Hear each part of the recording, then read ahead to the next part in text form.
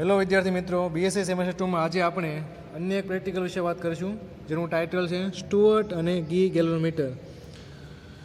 તો ગેલોનોમીટરનો ઉપયોગ સર્કિટમાં પસરતો પ્રવાહ માપવા માટે થાય, વોલ્ટેજ માપવા માટે થાય, અથવા તો અવરોધ માપવા માટે પણ આપણે ગેલોનોમીટરનો ઉપયોગ કરી શકીએ છીએ. અહીંયા જે આપણે ગેલોનોમીટર છે, સ્ટુઅર્ટ અને ગી ગેલોનોમીટર, તેનો ઉપયોગ આપણે ચુંબકીય ક્ષેત્રની તીવ્રતા માપવાની છે. એટલે કે જે કાંઈ ગૂંચળામાંથી ચુંબકીય ક્ષેત્ર ઉત્પન્ન થાય છે તે કેટલું ઉત્પન્ન થાય છે તે તમારે સ્ટુઅર્ટ અને ગી ગેલોનોમીટરનો ઉપયોગ કરીને મેઝર કરવાનું, માપવાનું છે. બરાબર?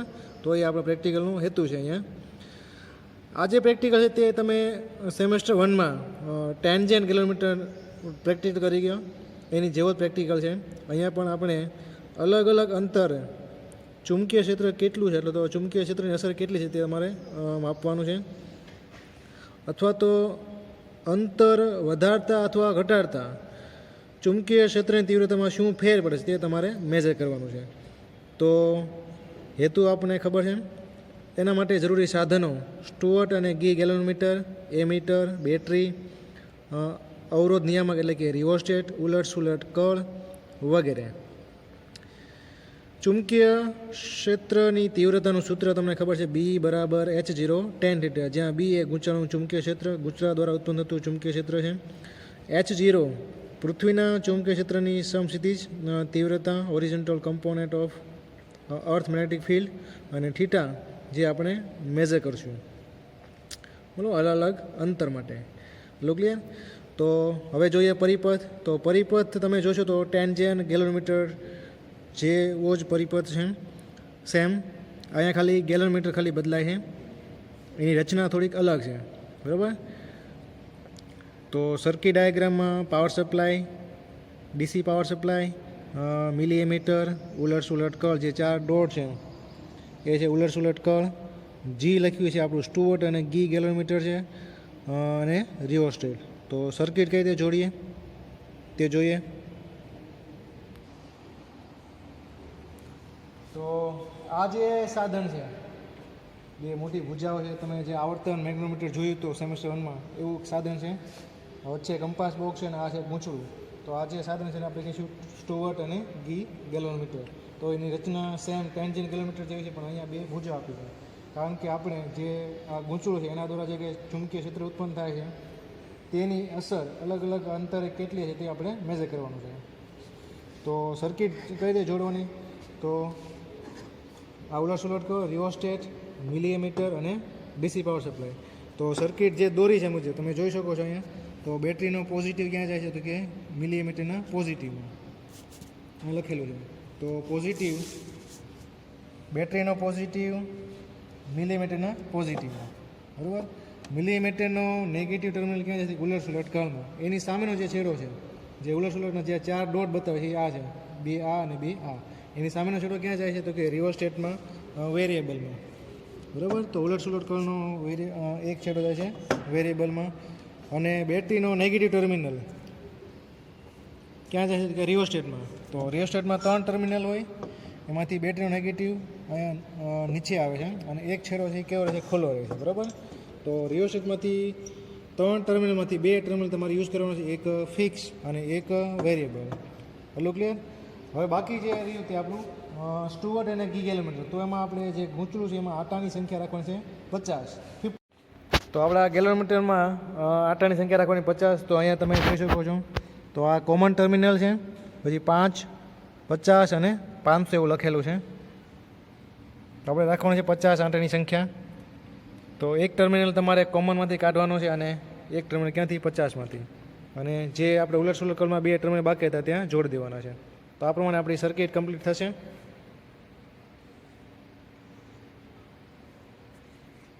હવે તમારે સ્ટુઅર્ટ અને ગી ગેલોનોમીટરને ગોઠવણી કરવાની છે.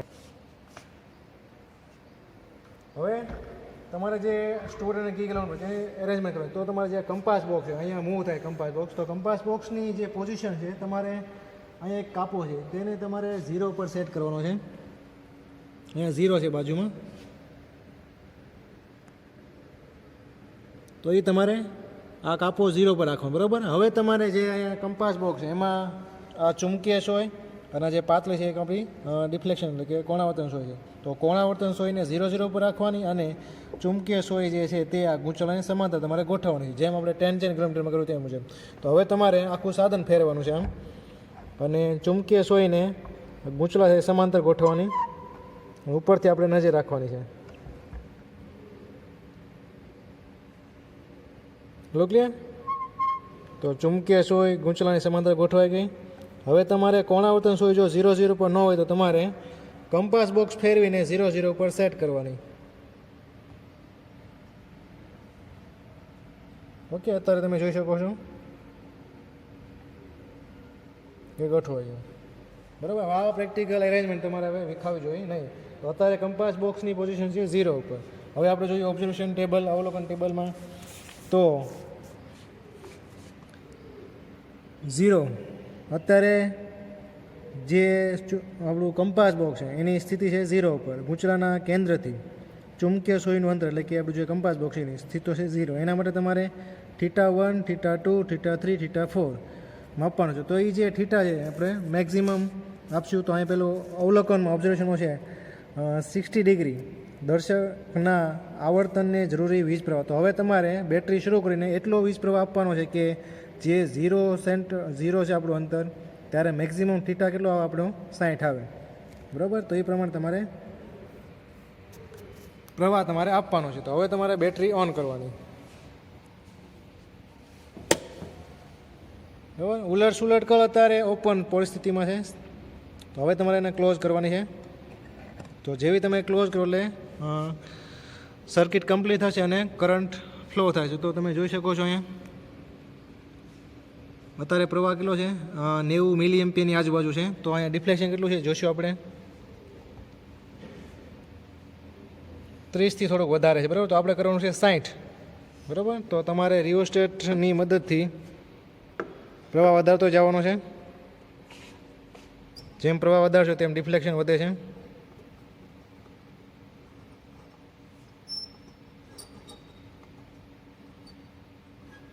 આપણે 60ની આજુબાજુ રાખવાનું છે. બરાબર, તો તમે જોઈ શકો છો 60ની હજુ છે. તો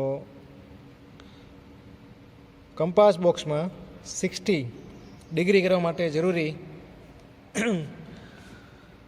પ્રવાહ કેટલો છે તો એ તમારે જોવાનું છે. અહીંયા એક કાપાનું મૂલ્ય છે 5 મિલી એમ્પિયર. તો 5, 10, 15, 215 મિલી એમ્પિયર. તો તમારે અહીંયા લખવાનું છે ઓબ્ઝર્વેશનમાં 60 ડિગ્રી દર્શકના આવર્તનને જરૂરી વીજ પ્રવાહ 215 મિલી એમ્પિયર. અહીંયા એમ્પિયર લખ્યું છે, તમારે લખવાનું મિલી એમ્પિયર. બરાબર, અથવા તો 215 × 10⁻³ એમ્પિયર. બરાબર, value of current for 60 degree reflection of pointer in compass box. Require current તમારે લખવાનો છે, H0 તમને આપેલો છે. તો 0 ડિગ્રી માટે 0 અંતર માટે θ1, θ2 60, 60, 60. હવે તમારે ઉલટ સુલટ કર ફેરવાની છે.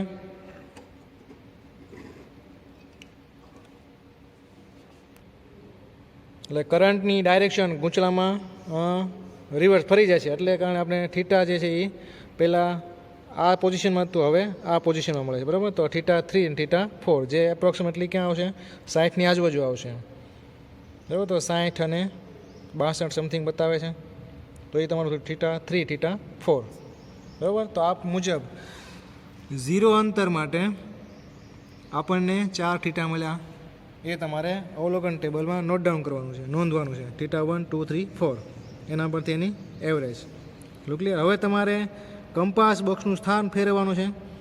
બરાબર, ક્યાંથી જવાનું છે +2, +4, +6, +8 એવી રીતે -2, -4, -6, -8. એટલે કોઈ પણ ડાબી સાઈડ અથવા જમણી સાઈડને તમે નેગેટિવ પોઝિટિવ કહી શકો. તો હવે તમારે કંપાસ બોક્સને 2 સેન્ટીમીટર ખસેડવાનું છે. જે પ્રવાહ જે છે આપણો એટલો જ રહેશે 215 મિલી એમ્પિયર. તો હવે તમારે કંપાસ બોક્સને 2 સેન્ટીમીટર ખસેડવાનું છે.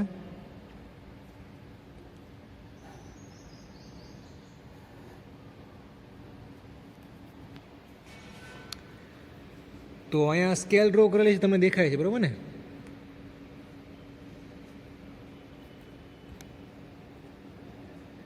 જીરો પછી 5,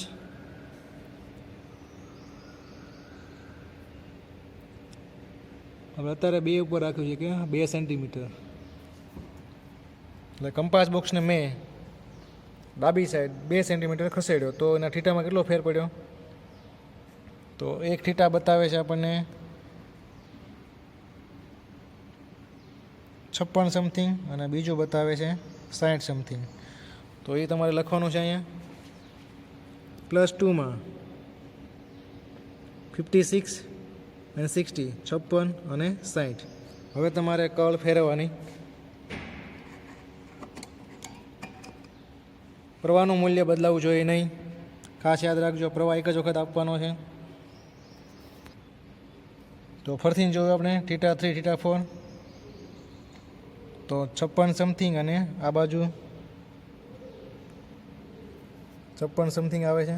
તો અહીંથી θ3, θ4, તો +2 માટે બરાબર 4 થીટા મેળવ્યા. હવે +4 કરવાનું છે, તો કંપાસ બોક્સને ક્યાં લઈ જઈશું આપણે? +4 ઉપર.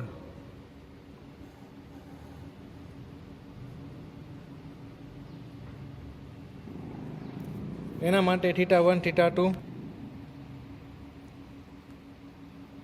તો તમે જોશો અહીંયા 53 સમથિંગ છે, અહીંયા 53 સમથિંગ છે. તો θ1, θ2 53 સમથિંગ મળે. હવે તમારે કરંટની ડાયરેક્શન ફેરવી નાખો.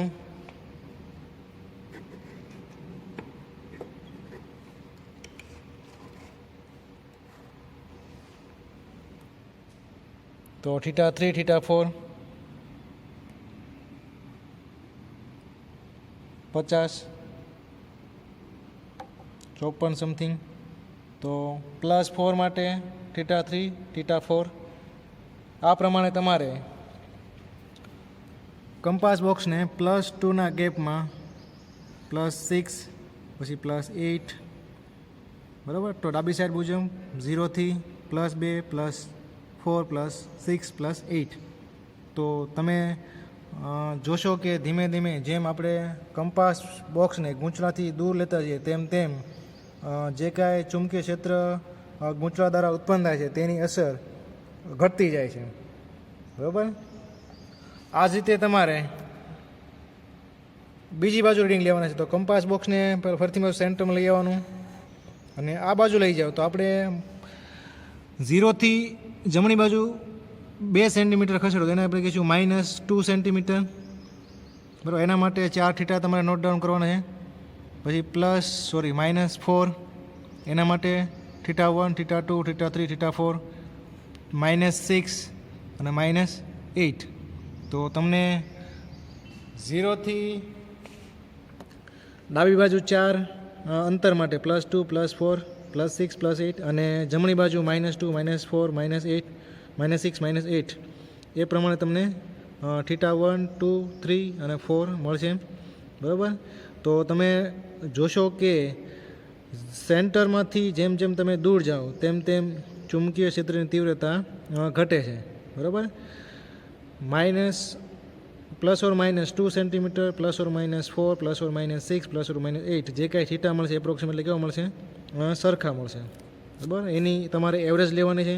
એના પરથી tan થીટા, નેચરલ tan તમારે જોવાનો છે અને એને મલ્ટીપ્લાય તમે કરો, H0 કરો, 0.36 કરો, તો તમને શું મળશે? ચુંબકીય ક્ષેત્રની તીવ્રતા ગોસમાં મળશે બરાબર, B મળશે. એટલું ક્લિયર? તો આ પ્રમાણે તમે અલગ અલગ અંતર માટે ચુંબકીય ક્ષેત્રની તીવ્રતા સ્ટુઅર્ટ અને ગી કિલોમીટરનો ઉપયોગ કરીને મેળવી શકો છો અને તેના પરથી તમે સાબિત કરી શકો કે ચુંબકીય ક્ષેત્ર અને અંતર સાથે કેવો સંબંધ છે. તો તમારે ગ્રાફ દોરવાનો છે. સેન્ટરમાં વાય એક્સિસ દોરશું આપણે, બીના મૂલ્ય મુજબ આપણે સ્કેલમાં પસંદ કરશું અને નેગેટિવ અને પોઝિટિવ એક્સ એક્સિસ ઉપર આપણે અંતર લઈશું બરાબર. +2, +4 તો +1, 2, 3, 4, 5, 6, 7, 8, 9 સ્કેલ માપ તમે લઈ શકો અને એવી જ રીતે -1, -2, -3, -4 અપ ટુ -8 સુધી તો તમે ગ્રાફ જે દોરશો તો એનો નેચર જે આકાર આવશે કેવો આવશે તો કે પરવલય આકાર આવશે, પેરાબોલિક. તો જ્યારે સેન્ટરમાં હોય ત્યારે મહત્તમ ચુંબકીય ક્ષેત્ર બી હોય છે, ડી જ્યારે 0 હોય ત્યારે. જેમ જેમ તમે ડી વધારો છો, અંતર વધારો, તેમ તેમ ચુંબકીય ક્ષેત્રની તીવ્રતા કેવી થાય છે, ઘટતી જાય છે, બરાબર. અને બંને બાજુ એપ્રોક્સિમેટલી કેવી થાય છે, સરખી ઘટે, પ્લસ ઓર માઇનસ બંને માટે કેવી છે, સરખી રીતે ઘટે છે. તો આપને આકાર જે કેવો મળે છે, પેરાબોલિક. તો એના પરથી તમે રિઝલ્ટ લખી શકો કે આલેખ પરથી આપણે તારવી શકીએ છીએ કે જેમ ગૂંચળાના કેન્દ્રથી દૂર જતાં ચુંબકીય ક્ષેત્રની તીવ્રતાનું મૂલ્ય ઘટતું જાય છે. આ લેખનો આકાર કેવો મળે છે કે પરવલય, પેરાબોલિક મળે છે.